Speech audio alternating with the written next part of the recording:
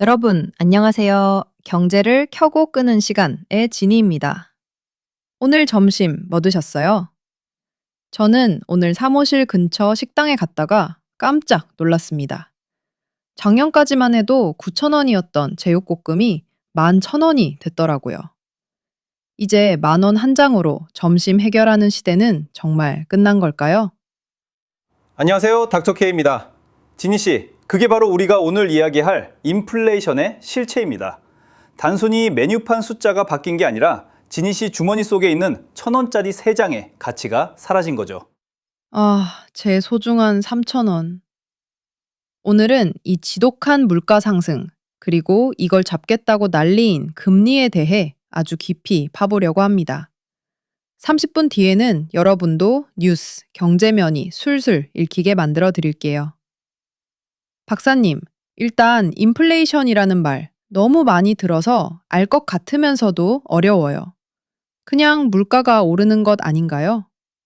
정확히는 물가가 지속적으로 그리고 전체적으로 오르는 현상을 말합니다. 그런데 여기서 핵심은 물건값이 오르는 게 아니라 화폐 가치가 떨어지는 것에 방점이 찍혀 있어요. 돈의 힘이 약해졌다? 그렇죠. 예를 들어 볼게요. 세상에 사과가 10개 있고 돈이 딱 10,000원만 있다고 칩시다. 그럼 사과 한 개는 1,000원이죠. 그런데 어떤 이유로 세상에 돈이 갑자기 풀려서 2,000원이 됐어요. 사과는 그대로 10개인데 말이죠. 그럼 사과 가격은 어떻게 될까요? 2,000원이 되겠네요. 정답입니다. 사과는 변한 게 없는데 돈이 흔해지니까 사과를 갖기 위해 지불해야 하는 돈이 많아진 거죠. 이게 인플레이션의 가장 기본적인 원리인 통화량 팽창입니다. 아, 그럼 요즘 물가가 오르는 것도 시중에 돈이 너무 많이 풀려서인가요? 여러 이유가 겹쳤죠. 코로나19 때 전 세계 정부가 경제를 살리려고 돈을 엄청나게 풀었잖아요. 그때 풀린 돈이 이제야 우리 식탁을 공격하는 겁니다. 여기에 전쟁 때문에 기름값, 곡물값이 오르는 비용 인상까지 겹친 상황이고요. 듣다 보니 화가 나네요. 내 월급은 그대로인데 세상에 돈이 흔해졌다고 내 돈의 가치가 낮아지다니요.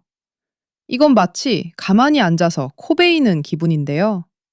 맞습니다. 그래서 인플레이션을 소리 없는 도둑이라고 부릅니다. 저축을 열심히 한 사람일수록 손해를 보게 되거든요. 10년 전에 금고에 넣어둔 1억 원으로 그때는 아파트를 살 수 있었다면 지금은 전세금도 안 되는 것과 같은 이치죠. 자, 그럼 이제 금리 이야기를 해보죠. 물가가 오르면 뉴스에서 맨날 중앙은행이 금리를 올렸다고 하잖아요. 이자가 오르면 우리 같은 대출자들은 죽을 맛인데 왜 물가를 잡으려고 금리를 올리는 건가요?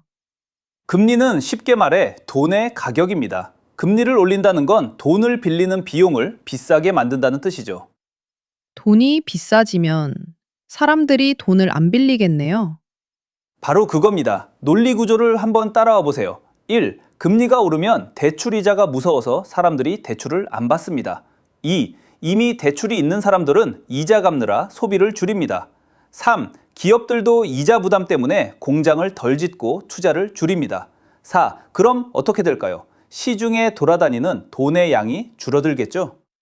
아, 아까 사과 예시에서 2,000원이었던 돈을 다시 10,000원으로 회수하는 과정이군요. 정확합니다. 시중에 돈이 마르기 시작하면 물건을 팔려는 사람들은 고민에 빠집니다. 사람들이 돈이 없어서 안 사니까 가격을 올릴 수가 없거나 오히려 내려야 하죠. 이렇게 물가 상승의 속도를 늦추는 게 금리 인상의 목적입니다. 그런데 박사님, 이게 너무 잔인해요. 물가 잡자고 금리를 올리면 당장 주택담보대출 이자 내는 서민들은 생활비가 마르잖아요. 빈대 잡으려다 초과 삼간 다 태우는 거 아닌가요? 아주 날카로운 지적입니다. 경제학에서는 이걸 고통스러운 처방이라고 해요. 하지만 인플레이션을 방치하면 경제 체력 자체가 무너집니다. 하이퍼 인플레이션이라고 들어보셨죠? 돈 가치가 쓰레기 수준이 되면 경제 시스템 자체가 멈춰버려요. 그래서 중앙은행은 비난을 받을 줄 알면서도 악역을 자처하며 금리라는 브레이크를 밟는 겁니다. 박사님, 지금까지 인플레이션과 금리의 원리를 배웠는데요. 이제는 진짜 현실적인 이야기를 해보고 싶어요. 금리가 오르면 당장 우리 같은 개미들의 자산은 어떻게 되는 건가요? 가장 먼저 타격을 입는 건 자산 시장입니다. 주식, 부동산, 코인, 이 세 가지의 공통점이 뭔지 아세요? 다 제가 물려있는 것들이라는 거? 그것도 맞지만 핵심은 유동성을 먹고 자라는 자산이라는 겁니다. 금리가 낮을 때는 은행에 돈을 넣어둬 봐야 이자가 얼마 안 되니까 사람들이 대출을 받아서라도 주식을 사고 집을 삽니다. 돈이 그쪽으로 몰리니 가격이 오르죠. 아, 돈이 갈 곳이 없어서 그쪽으로 줄을 섰던 거군요. 그렇죠. 그런데 금리가 오르면 상황이 180도 바뀝니다. 위험하게 주식하느니 안전한 은행에만 넣어도 5%를 주네? 라는 생각이 들거든요. 그럼 주식시장에서 돈이 빠져나와 은행으로 돌아갑니다. 대출이자가 무서워지니 집을 사려는 사람도 줄어들고요. 수요가 사라지니 가격은 내려갈 수밖에 없습니다. 그래서 제 주식 계좌가 파란색이었군요. 그럼 박사님, 금리가 높을 때는 무조건 적금만 답인가요? 꼭 그렇지는 않습니다. 경제 공부를 하는 이유가 여기 있죠. 고금리 시대에는 현금의 가치가 높아집니다. 남들이 빚 때문에 허덕이며 자산을 헐값에 팔 때 현금을 쥐고 있는 사람은 좋은 물건을 싸게 살 기회를 잡게 되거든요.